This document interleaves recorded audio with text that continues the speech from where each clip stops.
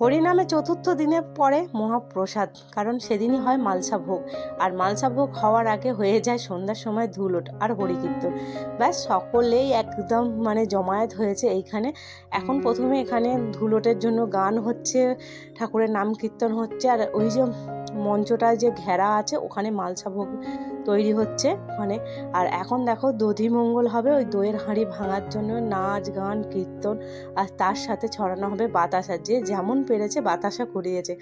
সত্যিকারে আজ তার শেষ দিনে মহলটাই যেন অন্যরকম হয়েছে, আনন্দের সবার চোখেই যেন মনে হয় যেন আবার একটা বছর পর আবার এই জায়গায় সকলের সাথে দেখা হবে।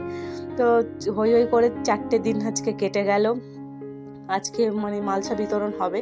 তো এখানে ধুলোট শেষ হয়ে যাবার পর মালসা নিয়ে একবারে বাড়ি ফিরবো। আর ওই যে দেখতে পাচ্ছ দূরের মাথায় দইয়ের হাঁড়ি নিয়ে নাচছে, ওই দইয়ের হাঁড়ি ভাঙার পরই শুরু হয়ে যাবে বাতাসার হরিলোট। তো এবার চলো বাতাসা কুড়োনোর আগ্রহ একদম ঝাঁপিয়ে পড়ি, যে যত পারো বাতাসা কুড়ো। কিন্তু এত ভিড়ের মাঝে বাতাসা কুড়োনোটা খুব চাপ, কিন্তু বেশ আনন্দ হয়। এই আনন্দের কোনো ভাগ হবে না। সত্যি হরিণটার বাতাসা কুড়োনোর যে আনন্দ। আর দেখো প্রচুর ভিড় হয়েছে, কারণ আজই তো শেষ দিনের মালসা ভোগ, তাই একদম পুরো ভিড়ে। আর এই কটা বাতাসা আমরা 3জন ভাই আমি আমার যা মিলে কুড়িয়েছি, আর এই যে মালসা ভোগ নিয়ে আসা হয়েছে।